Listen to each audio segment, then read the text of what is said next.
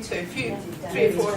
Yes, to get your blood sugars down, and then you'll be able to have less complications, and I would say feel a lot better on a day-to-day basis. Because it's all very well thinking about the future, but actually if you felt better tomorrow and you had more energy and you weren't falling asleep in the afternoon or the evening watching television, that would be good. Yes. And that's the sort of thing you can achieve with this. Yeah. And so other hopes. So a year from now, if you're a lot healthier, what would healthier mean to you? I feel a bit better in myself, because as you say, I'm getting tired. I just feel as if I am carrying a bit of weight. It's got diabetes that I just want to watch my diet more. Sugar. Yes. Getting the sugar level down. Yes. And what sort of things would you be able to do if your sugar level was lower and you were feeling better in yourself? Just enjoy life better. Yes. That's great. Well, we've had all sorts of things that people have told us so far about feeling better. And one of them was somebody said she wanted to go on a theme park ride all afternoon or all day. It was like a whole day of it. Somebody else said she wanted to go to Morocco and ride in a camel. Oh. But most people say things like, I'd like to be able to pick the grandchildren up. I'd like to be able to run with my kids in the park. I'd like to be able to fit into my thin clothes, somebody said once. Yeah. And those sorts of ideas are the ones I want you to think about personally. You know, a year from now, what would better look like? You know, how will you feel? How will you look? What sort of things will you be able to do? And that's really, really important. And always think about those things and associate them with eating healthier. And then I'll tell you what healthier looks like in terms of food.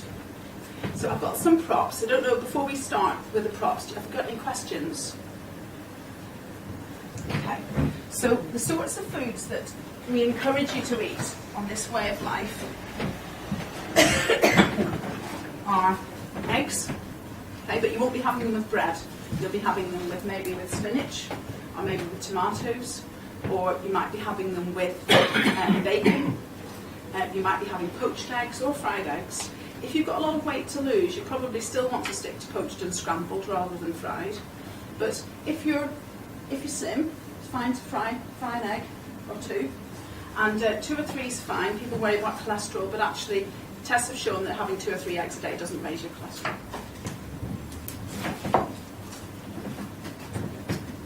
Yogurt, they've got even bigger tubs in Lidl and Aldi, you know, more like sort of buckets, and they've got 2 sorts. They've got the low fat and they've got the ordinary. They've got the low fat. That's a very good point. Okay, so so we've got 3 seats here, and we've got 1 there. If you want to come in, that's fine. Yes, please take a seat. Yes. And Lorraine, just as a final thing, do you mind bringing in the chairs in the kitchen? That's great. That's lovely. That's great. So you asked about yogurt. So if you want to work out how much sugar's in it, certainly fruit yogurts are a complete no-no. And this is plain yogurt, Greek yogurt, you know, the thick stuff or the thin stuff. So this is the thin one. So in terms of 100 grams, which is about 4 ounces, this has got just over a teaspoon of sugar. So it's pretty small, and because of the fat content, it's not going to raise your blood sugar a lot. Now, are you diabetic? I am. I've got all the health problems as well. Right, okay. So what I say to people is, if you're diabetic, I need to give you that diabetes letter. And it's very important to check the blood sugar 1 to 2 hours after a meal so you find out what happens. Now, has anybody else here not had a diabetic letter who needs one? And remember, I think it says on here actually, it does give you directions of what you have to do. Because everybody's highly individual, and what suits you doesn't necessarily suit somebody else. Yeah. We have 2 behind here, do that?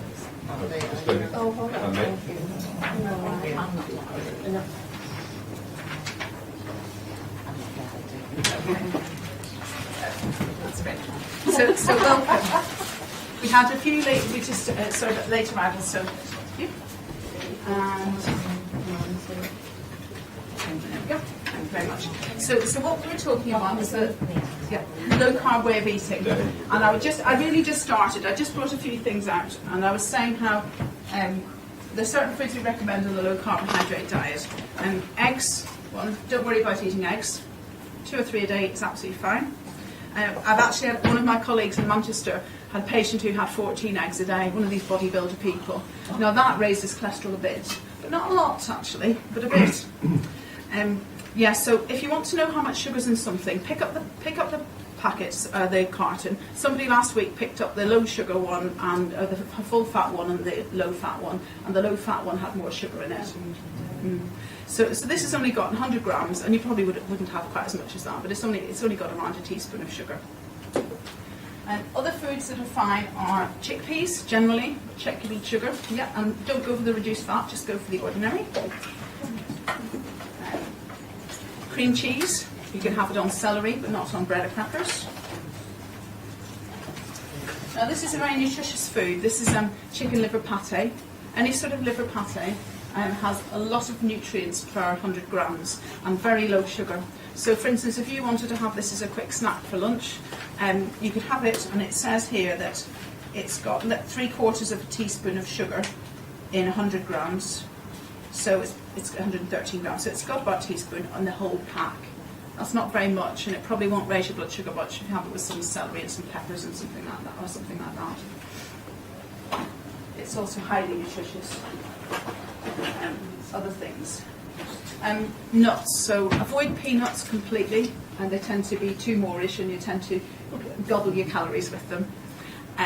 But other nuts like almonds and walnuts are fine in moderation. You can't overdo it. You can overdo it with nuts and eat too many of them, but often they're quite a good thing to have with cheese.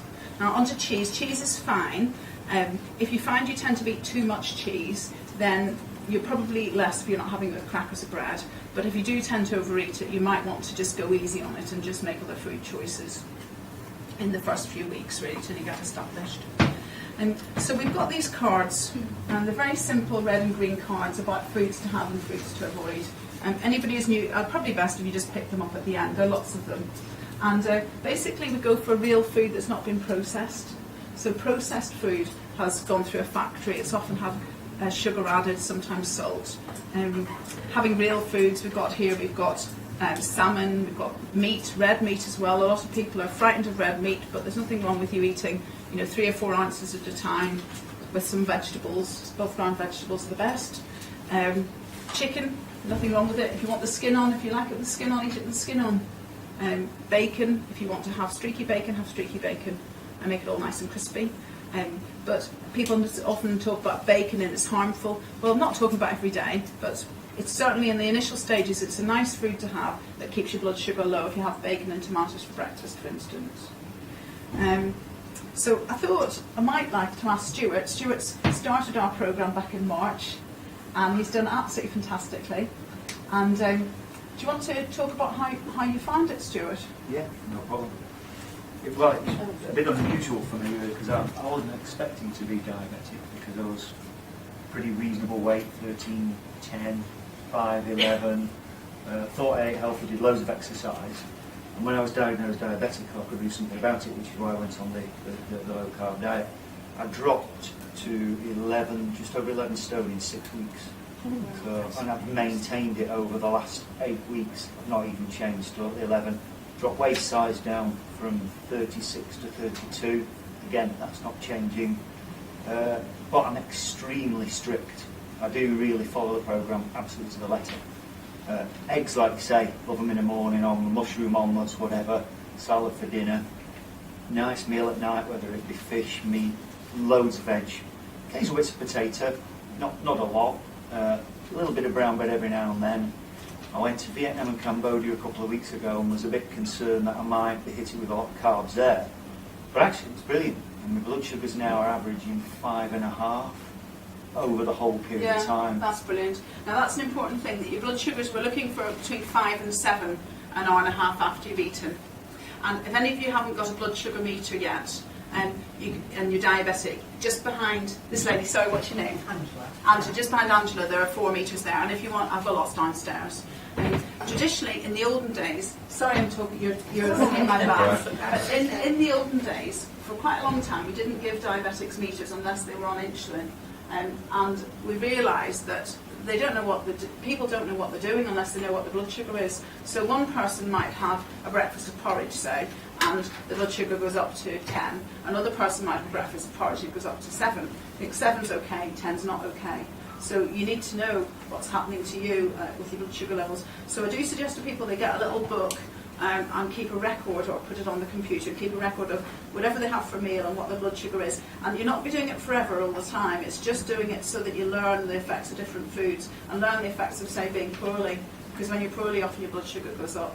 Mine tends to go down to low, 2.5. Doesn't it? Yeah. When? It's usually after I've eaten, Yeah. after I've had a salad or something like Yeah, that. yeah. 2.5. And how do you feel when it's like that? Lousy. Yeah. And are you on medication? Yeah, just one metformin again. That's all. Okay. So, I usually get juice and put on a bit of sugar in it, and it brings it up Right. half an hour later. okay. So, It doesn't happen often, but No. when it does. Okay. Well, keep an eye on it. Yeah. What tends to happen with a low carb diet, which is a bit surprising, is that you get less hypos. Because I'm on my feet all day. Yeah. So. Yeah. Well, what tends to happen is you get less highs and you get less lows, and it tends to be more in the middle. Yeah, that's what I want to try and get. Yeah, is get yeah. rid of So it. you don't get the hypos. And so I had a man in today earlier, and he was quite a brittle diabetic who had quite high blood sugar levels, and he was saying that in the 4 days since he's gone low carb, he's had no hypos, and that's very unusual for him to have no hypos. But he's only just started it 4 days ago. And what about you, Stuart? How did you find it? Fine. The low tends to be 3.9-ish. A couple of spikes occasionally, never goes above really bad ones, 8. Mm-hmm. Most of the time now, never above 6 point something. Don't really get hypos. I've come off metformin. I was on 2 tablets at first, and after 8 weeks, I'm off those now, and I'm coming up to, I think the HbA1c is down to 39. I'm hoping that after the metformin, it'll be the same. Not taking anything, it'll be the same. Yes, I'd be hopeful with that. So, Yeah. Do you mind me sharing what your level, or would you like to share what Oh your yeah, level of was course. at the Yeah. beginning? When I was first diagnosed, it was really weird. I didn't understand why. I thought I got water infection. It wasn't. It's sugar in the urine. And it was at 19, my blood sugar, and the HbA1c was at 117. It was, I didn't even know. And then it was down to, I think it was something like 70 after the 6 weeks, and after 2 months, 39. And like I said, the blood sugars now are all level with no medication. It's 39. 39. And I'll see what it is. This time, about 20th of September, will be 3 months after no medication, which will tell me what the HbA1c is going to be like at that stage. I do lots of exercise, which is another thing. Yeah. Yeah. Every day, really. Yes, and that's brilliant, Stuart. So I'm really glad you've come back to talk to us. And one of the things I want to demonstrate, because Stuart's HbA1c is probably the highest one that we've had, it shows you that if Stuart can get his down to what's a normal level and not diabetic, and any of you can achieve that, which is just brilliant. You know, you've done really, really well. And not everybody is able to do it so religiously as you, but I find a lot of people will gradually work into it, or they'll stop and they'll start a bit at the beginning, and then they'll do it more carefully. And the more carefully they do it, the more tightly the blood sugar is controlled, and the lower their HbA1c becomes. And just think it's not really about just numbers and how those are, it's how you feel on a daily basis. I'm not sure if you were here when I said that, you know, on a daily basis, the idea is that you'll feel less tired, you'll have more energy, you're less likely to fall asleep at inappropriate times, like watching television or at the cinema, and you just feel, yeah, I feel better. Yeah, and that you can achieve that within a week or so. Yeah. And right. So, any questions? Yes. When you look on the labelling on packaging, and it says how much sugars there are per 100 grams. Yes. What's that in teaspoonfuls? You know. Yes, I that's don't a very good question. So say it says 20 grams of sugar in a pot of yoghurt. Well, you divide by 4. Teaspoons about 4 grams. Divide by 4, so that's 5 teaspoons of sugar in a pot of yoghurt. And something that this one is 1 teaspoon, so it's just over 4 grams, so it's just over 1 teaspoon per 400 grams. So it's 500 grams pot is 5 teaspoonfuls, is that right? Yes, that's right. Is that what's in this one? Yes, that's right. What's the acceptable level? Well, we're looking at you having 30. How many of you have got carb counters? You can get little books that are carb counters. It tells you how many carbs are in different foods. Yeah, like the no GI/GL books and that sort of Yeah, thing. well, They no, have you can limits. get you can get actually a carb counting book. You can just Can look it up on Amazon. You can get a carb. There's one called Carbs and Cals, and there's an app for your phone. Anybody who's got a mobile phone and wants to do an app called Carbs and Cals, and it tells you how many carbs are in different foods. So what we're looking at is 30 grams of carbs per day. That's not very much. It doesn't involve porridge or bread or pasta or any other sort of cereal. It doesn't involve any sweets or cakes. To give you an idea about, say, a wrap, I bought a wrap from my husband. My husband's not diabetic. I bought him a wrap, and the wrap itself had over 30 grams of carbs in it. So we're looking at getting the carbohydrates from vegetables. So you'll get your carbohydrates from fruits and vegetables, and I'll say a bit more about that. Salads. There are virtually no carbs in things like chicken, meat, fish. They're more protein and fat foods. Fruit and veg. How many of you love fruit? How many hate fruit? Anybody hate fruit? Never eat it? Okay. Sometimes I'll get one person who says, oh, I can't bear fruit. Anyway, so fruit is not your friend really if you're diabetic.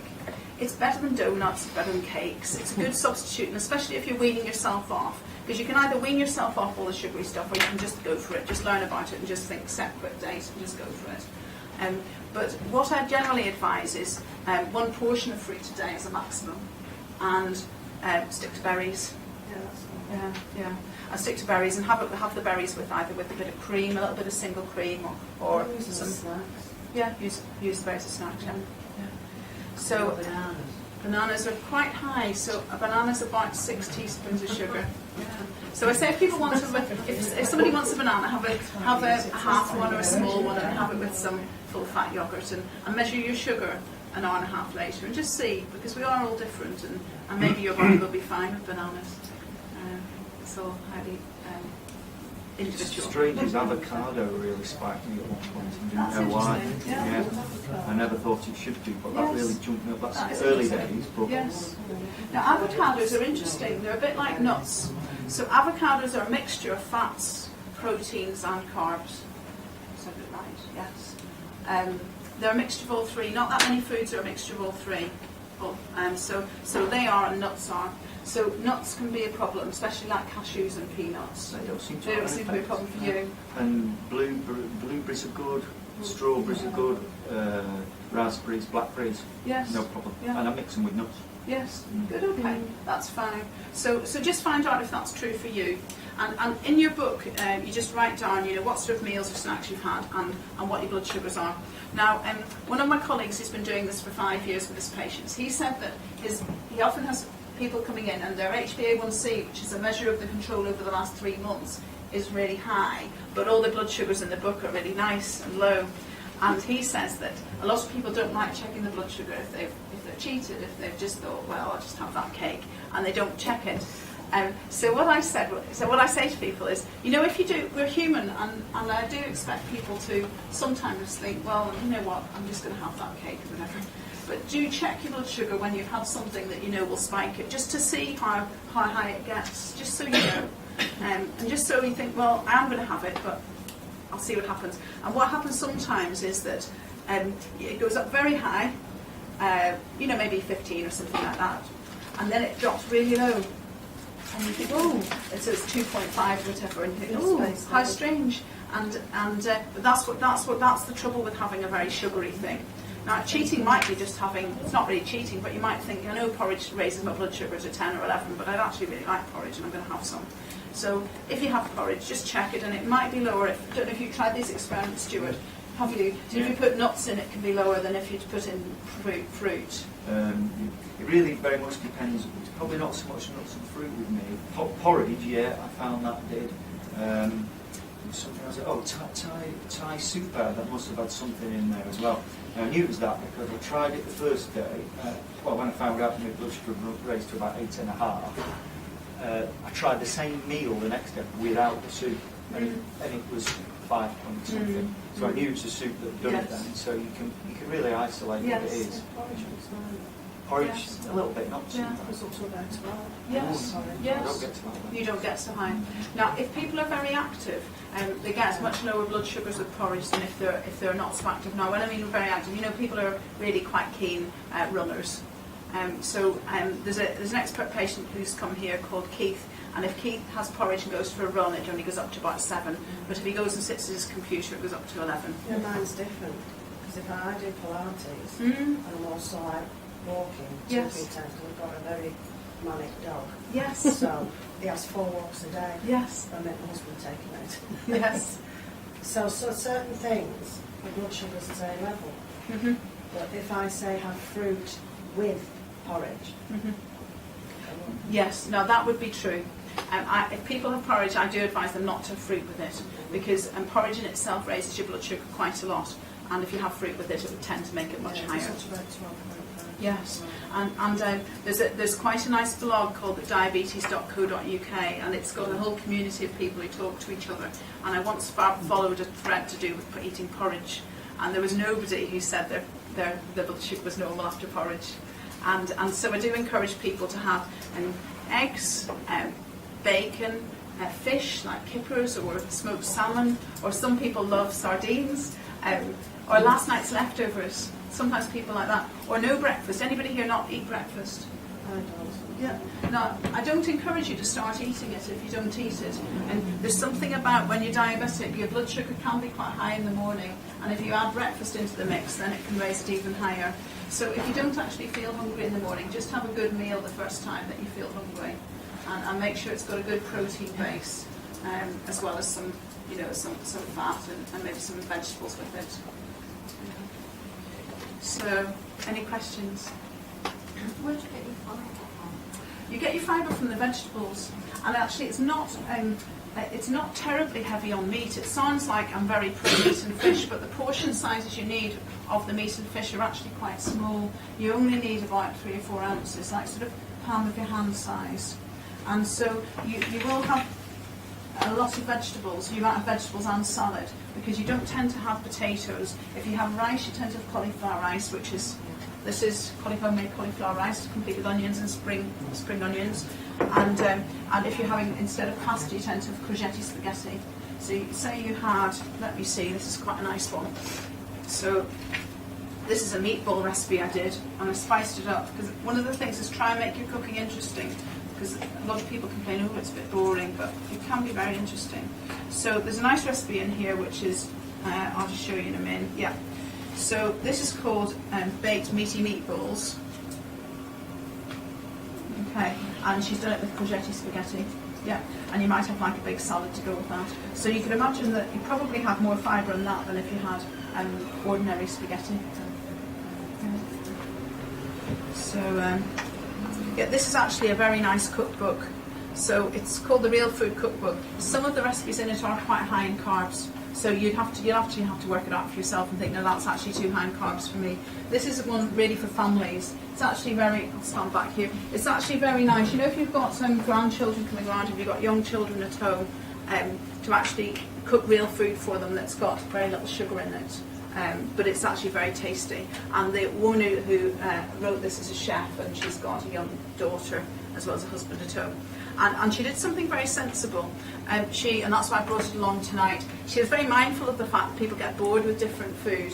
And so she thought, well, I'll actually get my daughter and my husband to talk to me about the sorts of recipes they'd like, and I'll make it a 6-week plan. And she actually did a plan of 42 recipes. And they do it on a rolling programme, and they've all had input into the recipes. Because if you start doing this, one of the reasons I encourage people to bring their husbands and wives and sisters and other people with them is that it becomes a bit of a whole family thing, because obviously your friends and your family cook for you, somebody does the shopping, somebody does the cooking, and it works much better if you get them on board. So it's finding recipes that you all like rather than having to do 2 things. If you're a fan of tomato-based sauces, Yes. I noticed that a lot of the recipes are all like creamy rather than tomato-based. And tomato's not good for you then, in that sense. Well, Carb-wise. carb-wise, there are carbs in tomatoes, and quite a lot. You know, they're a low sugar fruit really, rather than a vegetable. And you can, I'd say, if you've made it yourself, you can do tomato-based sauces. Actually, that one, the meatballs one, does have passata in it. When I made it with. No, those tomatoes are really nice in the shops, aren't they? I just made it with fresh tomatoes, which are probably better. If you're choosing soups, tomato soup is not as good a choice as broccoli soup, for instance, or mushroom soup. So you can have. I just noticed there wasn't many the recipes that the sauce wasn't a creamy type based sauce Yes. rather than a Yes, there aren't as type. many. It's true, there aren't as many tomato sauces because of the higher carb content of tomatoes. But with any recipe, if you try it, a lot of it's experimentation. Try it and see what your blood sugar is like an hour and a half later. And you know what it's like when you eat. Say you eat meat and there's a sauce with it. You don't have to scoop up all the sauce. You can eat some of it, or you can eat all of it, and you can just see what your blood sugar's like. And if your blood sugar's fine, well, great. Yeah, but that is a good observation. I'll just have a flick through to see what. So was it this book you looked at? It's just I looked on Diet Doctor and Yeah. the carbs. Yeah. So the two really good websites for recipes, and I'm assured by the chef. I've used them myself, but I have a chef I use for some of my meetings. And she was saying how easy the Diet Doctor ones are. They're much simpler than standard recipes because you don't make sauces. You know, like you make sauces with flour and milk and butter, and it takes you a while to get them going. They're very simple sauces. They might have a cream base, sour cream base, or a tomato base. So just quickly looking at these sort of big recipes, you have a bit of dried, meat that's not got the sauce with it. That's a spice belly pork one. That's a pea, mint and feta salad. Parmesan chicken bites, so that's quite a nice one. So say you had grandchildren coming round and you're going to make some chicken nuggets for them. You actually just get pieces of chicken and you coat them in parmesan. Yeah, and I think maybe a bit of ground almonds or something like that. No, just parmesan and egg actually. That's quite simple and very tasty. I've made those. So you probably have slightly less sauces and more sort of meat and salads and things like that. That's just cold beef and horseradish and tomato. That must be that little sort of snack thing. But feel free to look at this at the end. The different ones. That's a Spanish stew. So that's got tomatoes. That's a tomato-based one, and that would be absolutely fine. That's I've done that prawns. Yes, That's yeah, really nice. yes, that's right. So it's that's quite a good one. But on the that's one I can recommend. Does it give you the carbs and everything in that book? No, it is actually important to get yourselves a carb counter. Because then you'll know what 30 grams of carbs looks like. It is actually quite a lot in terms of vegetables. And that's why you don't suffer with lack of fibre, because you do have a lot of vegetables with it. Vegetables and salad, certainly with 2 meals a day, if not 3. And you don't get many carbs at all from above ground vegetables. And you can freely eat vegetables that grow above the ground without worrying about the carb content at all. And under the ground ones, like potatoes are the biggie, so we generally advise to avoid potatoes, but one little potato is probably not going to harm you. Obviously avoiding chips is the important thing, and things like sliced layers of potatoes with cream would be, the fat and carbohydrate combination for diabetics is the problem. And having fat if it's with, say, butter on your broccoli or your green beans is not a problem, but if you had sliced potatoes with cream and butter, that would be quite bad for your blood sugar. Some peas are carbohydrates, carrots are carbohydrates, parsnips are carbohydrates. There's so many vegetables carbohydrates in. So That's you right. just don't know what it's about. The ones that, generally speaking, the ones that grow above the ground are fine. Oh, right. Yeah, so peas are reasonable. Yeah, carrots and parsnips are not so good. But the good thing about carrots and parsnips is people don't tend to eat vast quantities. Like I wouldn't have a carrot soup, for instance. But then if you have a carrot soup and you test your blood sugar. Yeah, check your blood sugar, because it depends what you have it with and how big a portion you have. Yeah, and the aim of the game is to keep your blood sugar between 5 and 7. So if you manage that, you get your hemoglobin A1C down, and you feel well, you feel better in yourself day to day. That's great. Yeah. I did have a patient once who was brought to me who was turning. She was a little girl, and her nose was turning orange, and she was drinking carrot juice. Yeah. So I think that's the only way you can overdo carrots. Yeah, that's right. Yeah, so oils. I suppose it's quite a good opportunity to talk about oils. So olive oil is great for salad dressings and cooking in. If your temperature of your frying pan is going to go high, you are better off with either lard or, surprisingly, it's very surprising lard, but it's coconut oil. They're much more stable at high temperatures.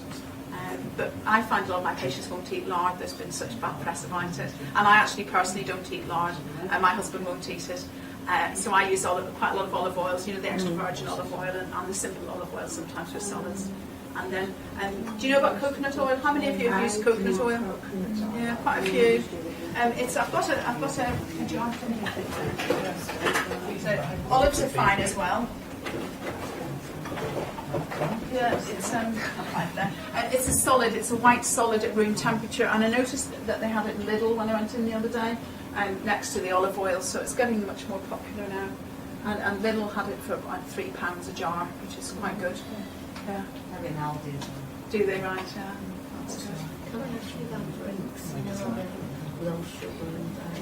Yes, that's a really good question. So this is about drinks. So one of the themes about today is mindfulness and being mindful of what we're eating and thinking, is this good or is it not good? And what will be the effects of my blood sugar?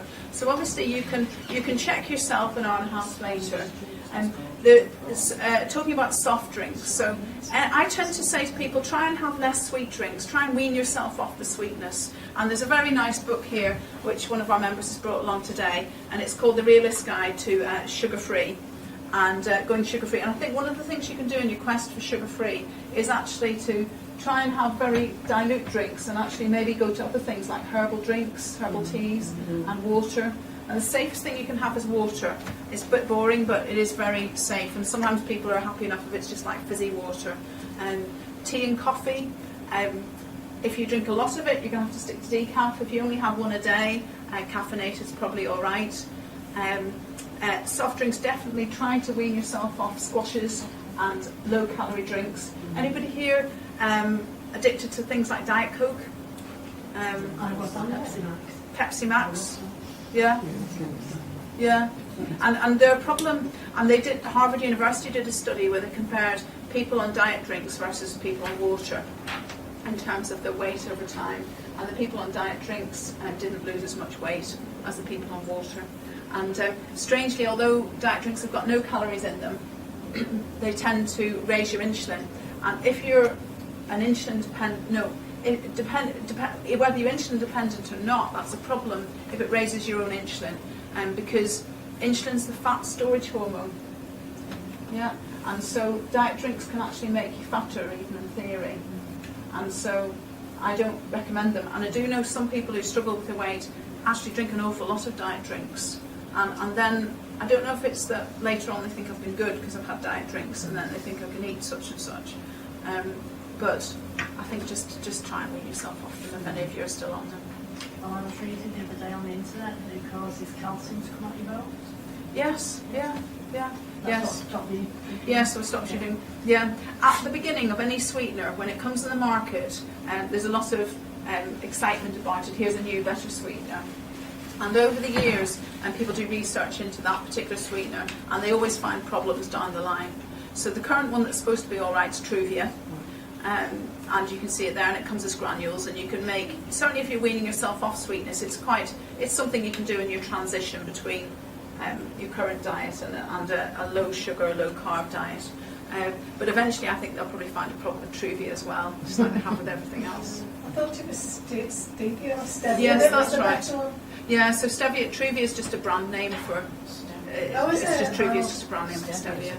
It's not pure stevia, it's got something else in it as well. But yeah, stevia is supposed to be the best one, but I'm a bit cynical. I think they find things wrong with aspartame and saccharin, so they probably will find something wrong with it. Yes. Can I warn people here about aspartame, Yes, Which aspartame. which is in Canderel. Mother-like products and some Weight Watchers products? It was invented in America and used as an ant-killer before the diet people clamped down on Yes. it. Well, I'll just say a bit about that. One of the reasons I advise people to have real food is that then they wouldn't be eating any Weight Watchers products. They wouldn't be eating any diet yogurts. And so they avoid sweeteners. And the only sweeteners they use and eat will be ones that they've put in themselves. And I know that one aspartame is commercially available. And that's, I suppose that's my point really, that at the beginning it was heralded as a much better sweetener and a safe sweetener. But it's been discovered that that's not the case. What else? Let me see. Any questions? What about rice? Rice. Okay, so rice has quite a lot of carbohydrate in it, so you can do two things. Who likes curries here? Who likes? Yeah, quite a few people. So the Hairy Bikers have got really good cookery books, but the Hairy Bikers, like many of us, are sugar addicts. And they slip in a half teaspoon of sugar here and there in their recipes. So I say when you do the Hairy Bikers books, just cut out the flour and cut out the sugar. And if you're going to have rice, have a small amount, a very small amount, and check your blood sugar an hour and a half So the later. difference between the white and the brown is the white and the brown. Well, the brown's got more fibre in it. They all could potentially raise your blood sugar a lot. And so I say no more than twice a week in a small quantity, but actually cauliflower rice is better. So this is one I've made, cauliflower rice. So it made enough for about 4 people. It was 1 cauliflower, 1 onion, and a handful of spring onions. And I pulsed it in a food processor, and then fried it in coconut oil, and fried the onions separately, and then added it together. So it was it just took about 5 minutes. So it takes less time to make than making rice. Obviously, you've got to be standing over it, cooking it, rather than just letting the rice get on with it. Yes. And what does it do to your blood sugar? Do you know? It's like it was a web time. Yeah. Long ago, all the time, Yeah. so Yeah. Yes. It's just literally a cup by the measure. Yes. Yeah. Just 2 of those. Yes. So, yeah, as long as you're achieving your goals, this is the same for all of you, as long as you're achieving your goals eating rice, that's okay. So when I started this journey about 4 years ago, I had rice or something like it, sometimes lentils, because lentils are a bit like rice, they're a bit carby. So I would have something like that twice a week, and I would often have porridge, a little bit of porridge twice a week, and my weight kept going down. So as long as your weight keeps going down according to your goal, and as long as your blood sugar's in range of 4 to 7, that's great. You know, why shouldn't you? It's nice, you know, and no reason why not. If you do find that your blood sugar goes too high, you know, I often would do some rice and some cauliflower rice and have half and half. Yeah. And especially if the family are all there, everybody's got a choice about it, and you don't feel a bit sort of stigmatised by it. My son's last week, you know, the delivery wasn't until I was making food, and it's always Yes. rice. Oh, is that right? I mean, I love it, but Yes, yes, it might not be so good for you. No. See if she'll cook the cauliflower rice. It's there, I mean, she could put a nice Filipino sant on it, because you know, putting nice spice, you can put all sorts of spices in it, and chili and herbs, and it is actually very nice. I mean, any of you made cauliflower rice? Yeah. Yes, you have. Yeah. Yeah. What do you put in yours? Anything that's there that I want to get rid of, like onions and things that you're Yes. running out of stuff. Yes. I do like cauliflower at the best of times. Yes. And I've started putting cheese on top instead of making the sauce. Yes. Use a strong cheese and that. Yes. Yes, that's a good idea. So you can make a sort of cauliflower cheese with Cheese either with with that. just with a strong sharp cheese on Cheese, top, yeah. or you can make a little sauce with some creme fraiche or some single cream mixed with cheese and a bit of mustard, and that makes a very simple sauce which is lower in carbs. I put eggs in it as well. Oh, nice. Yeah. Okay. To make it a bit like a Chinese fried rice type Yes, thing. that's an interesting idea. Thinking if you use courgettes, if you roast courgettes, Yes. They thicken things up as well. Oh, that's an interesting idea. Yeah. That's good. I haven't heard of that one before. Yeah, Mm. it's good. Uh, Roast them based- and then put them in the freezer. Yes. Based on your experience with previous patients, in terms of their approach to this, because my dilemma is that is it better, do you think, to go on a very strict approach, like no rice, no bread, Yes. no pasta, or this, sort of a couple of cups of rice a week? Mhm, Because I feel that I'd probably slip on that, so the two will be. Well, that's a very very good point. But Now, what I haven't spoken about is food addiction and why this works a bit better than the other way. So, with conventional weight loss programs, they say, well, you can do portion control and you can, nothing's off limits and you can have so many sins per week and that sort of thing. The trouble is that carbohydrates for some people are highly addictive. And the sorts of things that you couldn't stop with one, that advert, one nibble and you nibbled. Yeah. So if you've got that problem with, say, bread, then probably the thing is to just not have it at all. Like, I didn't have a problem with rice because I didn't find it particularly moreish. I could easily have a bit of white rice or brown rice. I didn't find any of them particularly. I would have a little bit. I'd have mostly vegetables and meat and a bit of rice. And so it wasn't a problem to me to have a little bit of rice. But it depends on your personality and whether you think you've got an addiction to one of the things. Yeah. And if you think you've got an addiction to any of the foods, any of the carbohydrate foods, I strongly advise you never just to cut them out, just to think, set a quit date and just cut that out completely. Yeah, because I had to do it for biscuits. I mean, I'm sure a lot of you are the same. I had to do it for biscuits and chocolate. Cake, I would say, I don't. Yeah, I would say I used to, when I was younger, like a teenager, I would have had quite a lot of cake. But actually, as I got older, I wasn't so fussed on cake. But biscuits, oh, just unbelievable. I could have eaten a packet easily. So I stopped biscuits completely, and I stopped cake and chocolate completely. And the things I kept up with, porridge and rice, were things that I would never overeat. I would never think, oh, I'll have another bowl of porridge. And in fact, actually, a lot of people don't particularly like porridge, but they eat it because they think it's healthy. And if you're one of those people who doesn't particularly like it, I'd say just don't bother with it. It's not worth it for that. If you love it, well, you might want to have it once a month or something like that, or maybe once a week, if your blood sugar's okay and you have a small enough portion. But otherwise, if you don't like it, don't eat it. I have porridge every morning. You get a few sorts out. Right. Well, that's a very good. See, you're not alone. A lot of diabetics think to have porridge because they're better. Let's face it, they're better than Cocoa Pops, and they're better than Frosties, and they're better than Weetabix. Yes, much better, and they will keep you full for quite a long time. Yes, I'm not hungry then. Yeah. I But seem to be hungry in the morning. Yeah. Once I've had my porridge, I'm fine. Yeah.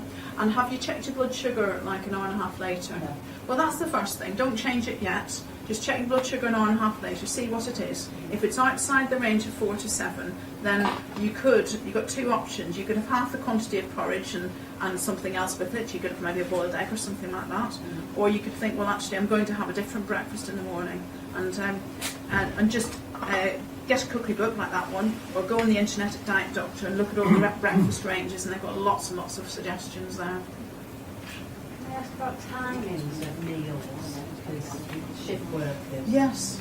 That's one of the difficulties we have with working shifts. Yes. So does that affect Does it affect shift workers? Yes, it does. What sort of hours of shifts do you do? Well, do nights and late, don't Mm. they? And they change very quickly.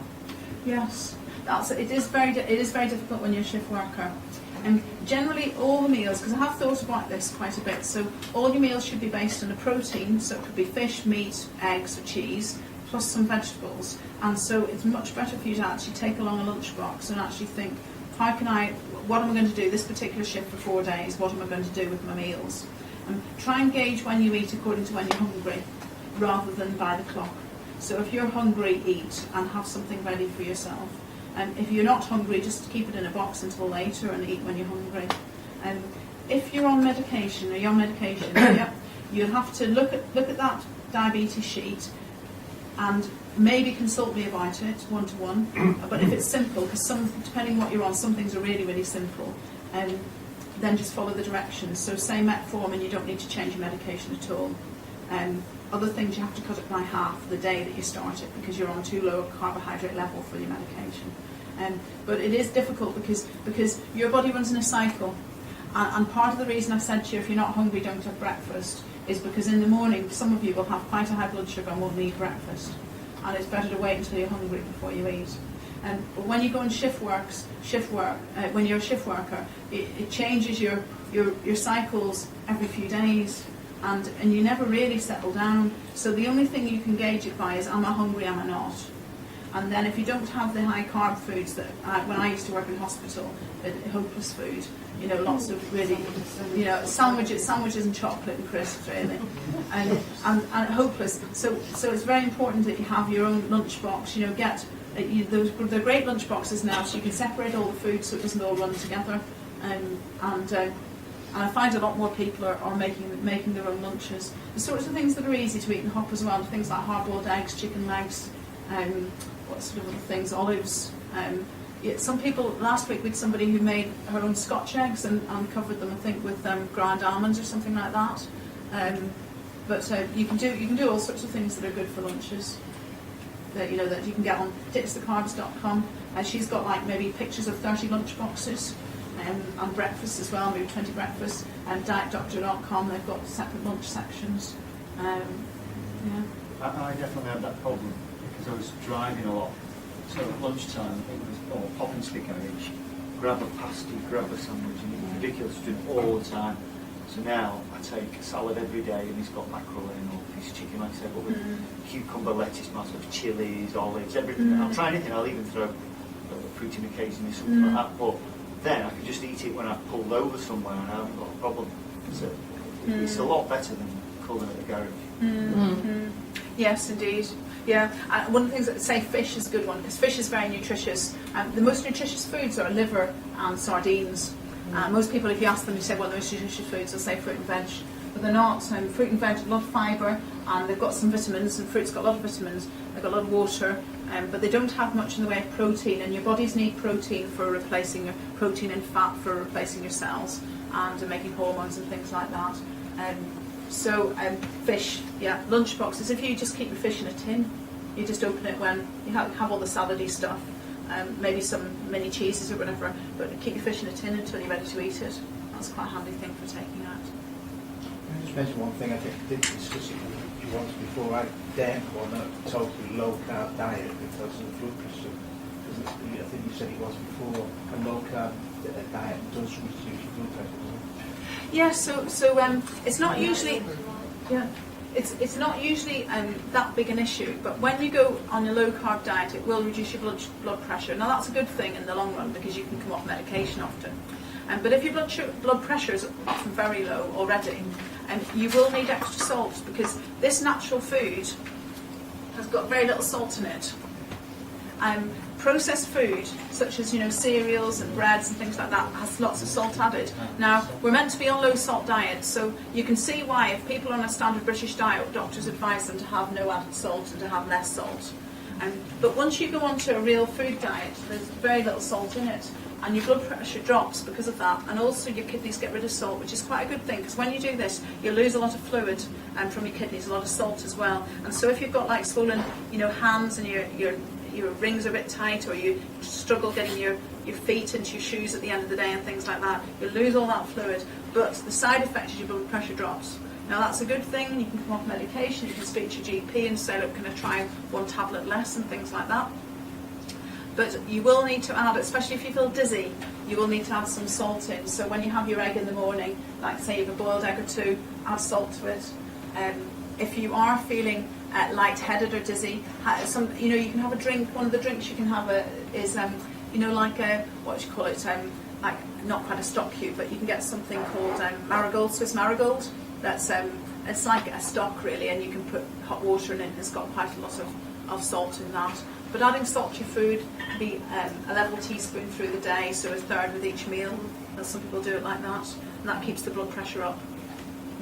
I'm between a rock and a hard place because many years ago I had a mild heart attack and I had a stent put in my heart. Yes. And everybody said that the worst thing for your heart is salt. Yes. Well, the thing is, I'm not explaining this well enough, really. And what I'm saying is you lose so much salt from this way of eating that you need to replace a bit. And you'll still be on a lower salt diet than you were at the beginning. My body tells me because I start to feel lightheaded and I know that I need some salt. Yes. So my blood pressure's low anyway. Yes. It's only 120. Yes, yes. And if it drops too low, you might stand up and feel a bit dizzy. And it's right or not, but I am plain popcorn. Yes. It's just a tiny bit of salty. Yes. And that's why I'll snack on that and I feel it. Yes. It's only a small amount of popcorn. Yes. Okay, so that's a good point. So popcorn. So corn. Corn is a bit carby, isn't it?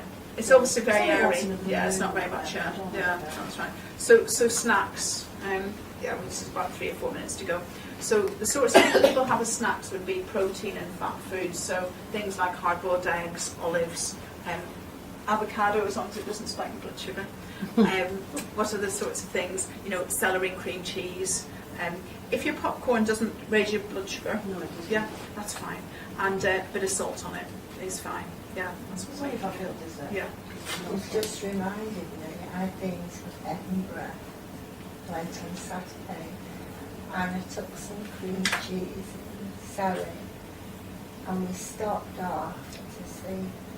And when I got in the car, I said, I didn't fancy it, and I've just reminded me it's in a box. Oh gosh, yeah. Get that together. It's right. Yeah. But I do take, on your yogurt here, they do it in 4s. Mhm. And there's 5 of us sharing a cottage, and I thought we're all on different things. So I took them in the 4s with strawberries and blueberries, and that was my breakfast. Yes. Because I didn't want the toast to them. Yes. Yes. Oh, that's handy. That's good. It's just reminded me. Well, it was just one thing I wanted to. I thought we'd just do this little exercise at the end. Now, one of the reasons why people overeat is because they're emotional eaters. Is anybody here an emotional eater? Yeah, a few people. Yeah. But stop that. Yes, good. Now this, when you eat protein and fat foods, you are a less emotional eater. And one of the things that I advise people to think about is something called mindfulness. Have any of you heard of mindfulness? Yeah. So mindfulness at a very simple level is just being mindful of what's in food and reading labels and thinking, that's so many teaspoons of sugar and what will that do, and making other choices. And mindfulness on another level is to relieve stress and help you relax. So I thought that I would just read out a mindfulness exercise to you just for the end of the class, if that's okay. So if you find a comfortable seating position, make sure you're comfortable, and close your eyes if you like, but you can keep them open if you like, and focus your attention on your breathing, and breathe in and then breathe out. Be aware of your breathing and of the feeling of calmness and relaxation you begin to feel wash over you as you breathe in and out and in and out. Find a breathing rhythm that feels comfortable to you. You'll notice thoughts pop into your mind as you breathe. Just be aware of them, notice them, and don't pay them too much attention. Be aware of them and bring your mind back to your breathing and the feeling of increasing calmness in each out breath. Notice the sounds around you that you'd not normally be aware of, both inside and outside of the room. Just be aware of these. Don't pay any one thing too much thought. Notice and then continue to bring your attention back to your breathing.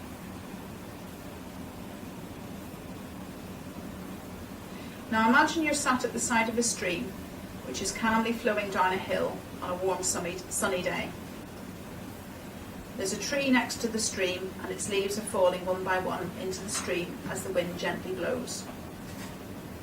Picture this in your mind and take each thought that pops into your mind and place each one on one of the leaves drifting down the stream. Watch each thought drift away gently as the stream runs gently down the hill. For every thought that pops into your mind, place it on a new leaf and watch it drift down the stream, calmly and gently. Bring your attention back to your breath, feeling calmer with each out breath. When you're ready, bring your attention back to the room. And if your eyes are closed, open them. I use that to get to sleep because I Yes. Yes, it's very good. So if you go on the website and look at the links, there's a link to quite a lot of mindfulness exercises as well as links to dietdoctor.com and Ditch the Carbs. And thank you very much for coming, all of you. And on your way out, if you want to pick up any of the materials, please do.